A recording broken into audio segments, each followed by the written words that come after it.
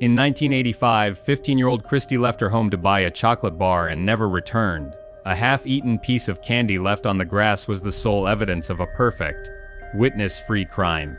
The dead-end investigation drove an innocent man to the brink, stripping him of his entire life savings and reputation. Police scoured every corner for 30 years, yet no one suspected that the true killer had never even been on their radar. Who was he? And how did a legal loophole allow this monster to roam free?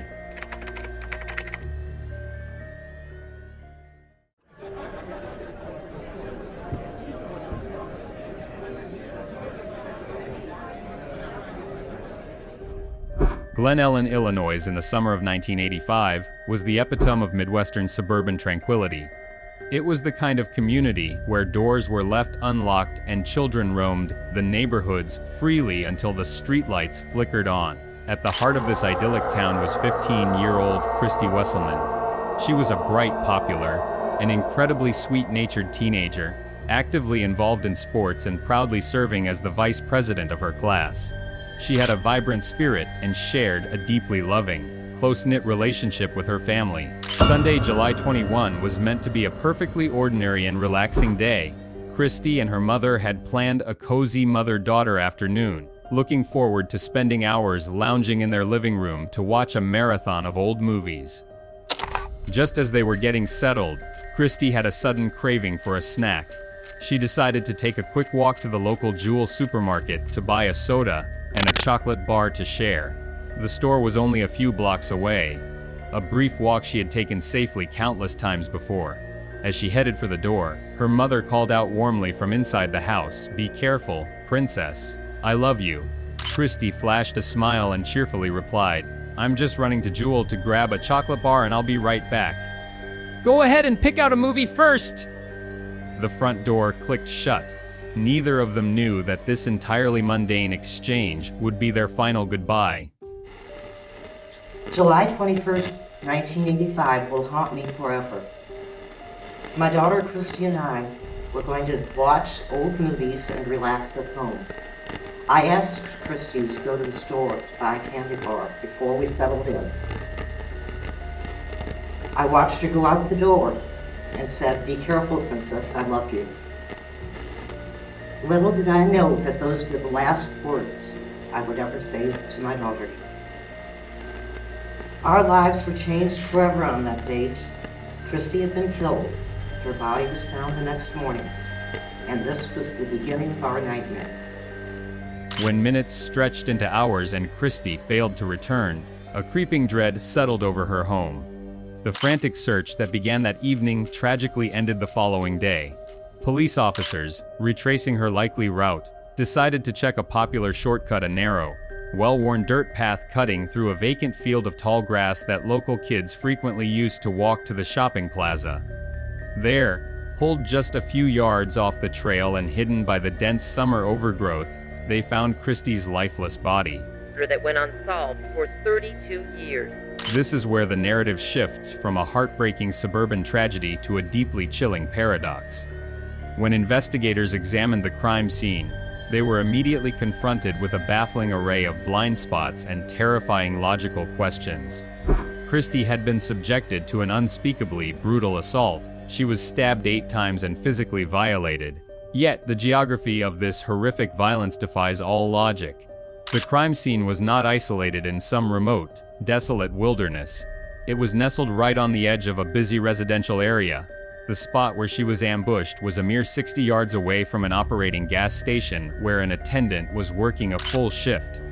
Even more perplexing, just dozens of yards away from where Christy took her last breath, a local family was outside hosting a lively backyard barbecue. Despite the sheer proximity to so many people on a clear summer afternoon, not a single person reported seeing anything suspicious. Not a single person heard a scream, a struggle, or a cry for help. How does an attack of such staggering ferocity occur essentially in the town's backyard without making a single sound? This paradoxical, deafening silence would haunt the investigators, setting the stage for a mystery that would take 3 agonizing decades to unravel. Christy's funeral, I silently promised her I would never stop trying to find the person who killed her. I didn't know that that was going to be a lifetime process. When investigators combed through the overgrown grass at the crime scene, the physical evidence they uncovered painted a chilling, intimate picture of the killer's methodology. The most haunting item left behind was not a weapon or a footprint, but a simple, half-eaten chocolate bar lying near the dirt path. Psychologically, this mundane object spoke volumes. It indicated that Christy had been walking home casually, enjoying her candy, her mind completely at ease in a neighborhood she trusted. To investigators, this confirmed a terrifying reality. She was the victim of a blitz attack. This was a sudden, overwhelming, and hyper-violent ambush executed with such lightning speed that the teenager had absolutely zero time to process the threat, fight back, or even let out a scream for help.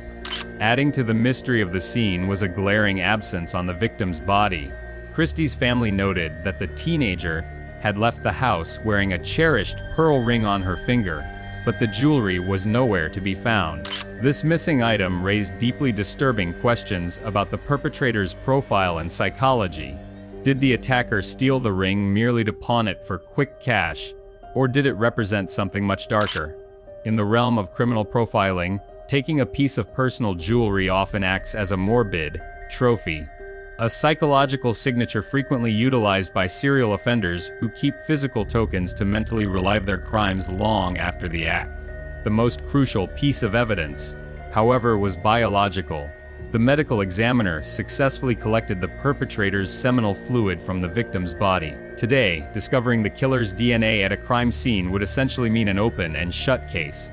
But the year was 1985, and forensic DNA profiling was in its absolute infancy. To local law enforcement at the time, this microscopic biological blueprint was essentially an alien language.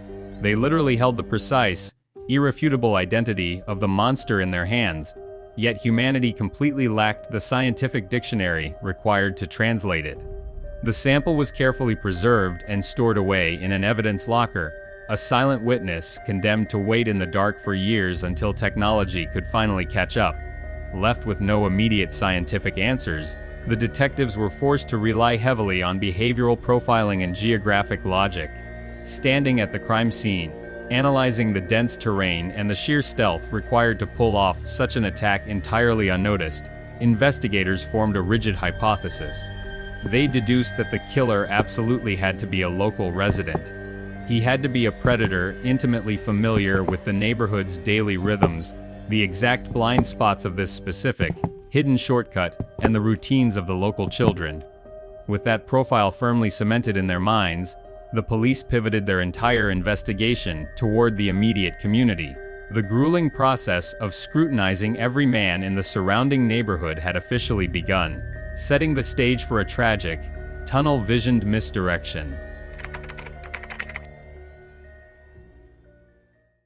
Convinced that the killer was a phantom hiding in plain sight, the detectives developed severe tunnel vision. They needed a local suspect, and their gaze soon locked onto a 34-year-old man named Dana Henry. Henry's geographic connection to the crime scene made him the perfect, convenient target. The backyard of his mother's house sat a mere 100 yards from the dense grass where Christy's body was discovered. In the minds of desperate investigators, such close proximity equated to undeniable opportunity. When detectives initially questioned him, Henry steadfastly denied any involvement. However, the situation rapidly escalated from a routine inquiry to a hostile standoff when police demanded a biological sample for DNA testing. Henry, standing on his principles and constitutional rights, adamantly refused to provide his blood or saliva. To the police, this refusal was the ultimate red flag. They applied a flawed, yet common, psychological logic. What is the natural reaction of an innocent person? If you have absolutely nothing to hide, you cooperate to clear your name. In the high-stakes psychological game of criminal profiling, Henry's stubborn defiance convinced the police that he was a predator harboring a terrifying secret. Determined to break him, the local justice system bared its darkest teeth. The police secured a court order, and when Henry still resisted, the coercion became physical and deeply humiliating. Been a whole nother guy since. I don't like Dana Henry anymore. How weird is that? At one point, Henry says investigators stripped his clothes off and put him in a jail cell until he agreed to give a blood and saliva sample for DNA testing. He says police never told him why he was a suspect. His mother's backyard was about 100 yards from where Wesselman's body was discovered. They never read me my rights, so I guess that means I don't have any. He says he spent about $50,000 on lawyers and ended up losing his house. He now lives in LaSalle County and says the cloud of suspicion has cost him relationships with friends and even family.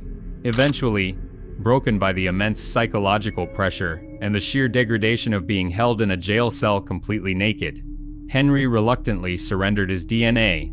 Weeks later, the lab results returned, echoing with a deafening truth: it was not a match. Dana Henry was scientifically and unequivocally innocent. Yet, exoneration in a laboratory did not equal exoneration in reality. The police simply dropped him and moved on, offering no public clearance and absolutely no apology. They left Henry to navigate the smoking ruins of his existence alone. Tore his whole life apart. First of all, people automatically start thinking, oh, well, if the government or the, county thinks that you're a potential suspect, then I'm sure he lost a lot of friends, and then the expense of having to go to court and go through everything. The severe stigma of being the prime suspect in a child's gruesome murder turned him into a permanent pariah. Friends vanished overnight, and even family members turned their backs. To defend himself against the relentless machinery of the state, Henry was forced to spend upwards of $50,000 on legal fees, an astronomical sum in the late 1980s. He had to mortgage his house, which he ultimately lost to foreclosure. The blind, prejudiced pursuit of a convenient suspect served only as a devastating red herring. It allowed the true monster to slip further into the shadows while successfully obliterating the finances, the reputation, and the very soul of an innocent man. Henry's a former military police officer who served in West Germany. He says if he had run across the attack as it was happening, he would have been willing to die defending Wesselman. He says he came to court yesterday to express his sympathy to the family. When a murder investigation violently hits a brick wall, the initial adrenaline of the police manhunt slowly metastasizes into a unique, agonizing psychological torture for the victim's family. For the Wesselman family, the waking nightmare of losing 15-year-old Christy was compounded by a cruel, secondary victimization not by the killer but by the twisted shadows of the public. Starting in late 1985, a mysterious figure began actively injecting himself into the family's profound grief.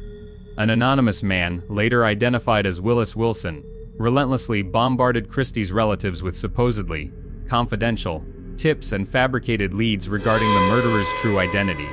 For 4 grueling years, he spun elaborate, far-fetched webs of deceit, forcing the police to waste precious resources chasing phantoms. What drives a person to torment a grieving family? In the dark realm of criminal psychology, these individuals are often driven by a pathological need for relevance, power, and attention. By artificially attaching themselves to a high-profile tragedy, they temporarily elevate their own mundane existence. They feed like parasites off the desperate hope of the victims, watching from afar as the family and detectives scramble, only to be crushed when the lead inevitably evaporates into dust. It wasn't until the family was pushed to the brink of emotional collapse in 1989 that a judge finally issued a strict restraining order, shutting down Wilson's twisted game of psychological terror. Decades evaporated into thin air. The original detectives packed up their desks and retired. The thick case files were relegated to basement archives, and the rest of the world seemingly moved on. Yet, for a mother whose child was stolen, time does not heal, it merely calcifies the pain. In 2011, 26 agonizing years after the brutal ambush, a desperate Jeanine Wesselman appeared on television, making one final, heart-wrenching plea to the public. Looking directly into the camera, her voice breaking, she pleaded, There's a man out there who thinks he got away with murder. Please help us take away his dream. He stole all of Christy's. Today, my most frequent prayer is, God, please give the man who killed Christy what he deserves. I hate him less today, but my desire for justice will be with me always. She didn't have new DNA breakthroughs to tout. Instead, she and the police clung to the only physical anchor left in the void: Christy's missing pearl ring. By thrusting this detail back into the media ecosystem, investigators banked on a specific set of logical deductions. A unique piece of heirloom jewelry does not simply vanish from the face of the earth. Where was the pearl ring after a quarter of a century? Did the killer pawn it for quick cash in a neighboring state? Did he arrogantly gift it to an oblivious wife or a secret lover, presenting a dead girl's treasure as a romantic token? Or, perhaps the most terrifying hypothesis of all, had the monster already died of old age or an accident, taking the ring and his dark, bloody secret with him to the grave? Despite the deeply emotional televised appeal, the phones at the police precinct remained agonizingly silent. No one recognized the ring. No one came forward with a deathbed confession. The leads completely and utterly dried up. The tragic, terminal disease of the cold case had fully set in. The investigation was no longer just stalling, it was officially frozen in ice. To the detectives, the media, and the community, the ghost of Christy Wesselman was destined to wander that overgrown dirt path forever. Nobody had a single shred of hope left. The perfect crime, it seemed, had truly been committed. You may have heard something. You may have been wondering about something that happened about the time that Christy died. You haven't called the sheriff's department because you're not sure. Forget being not sure. Let the detectives decide. We need your help to close Christy's case and give closure to my family. Thank you. For 30 years, the murder of Christy Wesselman was a tragic ghost story whispered in Glen Ellen, a thick binder of fading reports gathering dust on a precinct shelf. But while human memories fade and original detectives retire, science possesses a terrifyingly perfect, uncompromising memory. By 2015, forensic technology had evolved into a state-of-the-art digital dragnet. The microscopic biological blueprint extracted from that overgrown field in 1985 had been uploaded into CODIS, the FBI's national DNA database, patiently running complex algorithms in the dark. Then, on an otherwise unremarkable day, the system finally screamed. Inside the cold, sterile walls of the state crime lab, a technician stared at a computer monitor in absolute disbelief. The machine had just registered a flawless 1 in a billion hit. He immediately grabbed the receiver and dialed the lead investigator's desk. "Bus, the CODIS system just flashed a red alert," the lab technician said, his voice trembling with a potent mix of adrenaline and shock. "The 1985 semen sample from the Wesselman crime scene. We have a 100% match." On the other end of the line, the detective gripped the phone, his knuckles turning white as 3 decades of institutional frustration surged to the surface. "Who is it?" he demanded, his voice tight with anticipation. "Which guy in the Glen Ellen area?" There was a heavy, deafening pause before the technician replied, "No sir, he's not from there. His name is Michael Jones. He's a 62-year-old man living all the way down in Champaign. And boss, I've checked the archives twice. This name has never appeared in a single one of our case records for the past 30 years. That singular revelation sent a seismic shockwave through the entire investigative foundation of the case. It was deeply, chillingly illogical. For 3 decades, law enforcement had operated on the absolute bedrock assumption that the perpetrator was deeply embedded in the community. They had interrogated local men, scarred the town's offender registries, and even destroyed the life of an innocent neighbor, Dana Henry, based entirely on the certainty that the killer lived among them. But the truth was far more terrifying. How did Michael Jones manage to slip completely through the cracks of a massive, multi-decade manhunt? Developing tonight, a sentence in a cold case murder in DuPage County. After admitting his guilt, Michael Jones will spend 80 years in prison for the murder of 15-year-old Christy Wesselman, who was sexually assaulted then stabbed to death back in 1985. Her family spoke out after the judge handed down that sentence. The answer lay in the terrifying reality of his geographic footprint.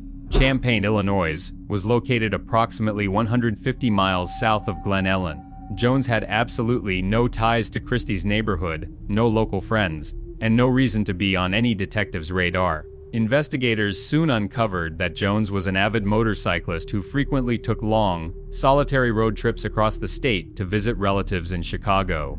Glen Ellen was merely a quiet town on the outskirts of his highway route. On that fateful July afternoon in 1985, Jones was nothing more than a violent transient passing through. The foundational, local suspect hypothesis, the very premise that had driven the investigation into a brick wall in Part 2, was completely and utterly shattered. Jones didn't possess intimate knowledge of the neighborhood's blind spots. He was simply a predator of opportunity. He was cruising by, saw a vulnerable 15-year-old girl walking alone near a field, and the darkest impulses of a beast took over. He struck randomly, committed an unspeakable atrocity in a matter of minutes, got back on his motorcycle, and vanished down the interstate before the police were even called. He was a phantom hunting at random, leaving behind a devastating mystery that almost outlived the very detectives trying to solve it. Once the name Michael Jones flashed across the screen, investigators scrambled to uncover how this phantom had finally been dragged into the light. The breakthrough did not come from a brilliant deduction or a sudden confession regarding the 1985 murder. Instead, it emerged from the monster's own malignant, inescapable nature. In 2015, 30 years after he slaughtered Christy Wesselman, Jones's inherent rage boiled over once again in his home in Champaign. He viciously assaulted his wife in a domestic violence incident. However, unlike the silenced victims of his past, his wife made the terrifying but profoundly courageous decision to pick up the phone and report him to the police. Her bravery led to his immediate arrest. Due to an Illinois state law passed in the early 2000s, a law explicitly designed to mandate DNA swabbing for individuals arrested on felony charges, a routine buccal swab was taken from Jones and uploaded into the FBI's CUS database. It was this seemingly unrelated domestic dispute that finally provided the biological key to unlocking a 3-decade-old murder. As detectives frantically pulled Jones's criminal history, the profile of an absolute apex predator began to materialize. The true horror of the case was not just that they had caught a killer, but that the justice system had already known exactly who he was. In the late 1970s, well before Christy was ever targeted, Jones had already demonstrated his capacity for extreme violence. According to court records, he orchestrated a terrifying and calculated attack against a 27-year-old woman. Using his car as a weapon, he deliberately rammed the woman off her bicycle. While she was disoriented and injured, he drew a firearm, kidnapped her at gunpoint, and subjected her to a horrific physical violation before abandoning her in a hospital parking lot. He was subsequently caught, tried, and an independent psychiatrist determined he was fully aware of his monstrous actions. The judge handed down a sentence that should have kept the public safe. Michael Jones was condemned to serve 10 to 20 years in a maximum security state penitentiary. This is where the narrative shifts from a triumphant detective story into an infuriating indictment of a broken legal system. If the justice system had simply enforced its own mandate, the tragedy of July 23, 1985, would be a physical impossibility. But in a catastrophic failure of the parole board, Jones was granted early release for good behavior. He served a mere 6 years of his sentence and was thrust back onto the streets in 1983 as a free man. The chilling mathematical logic of this systemic failure is impossible to ignore.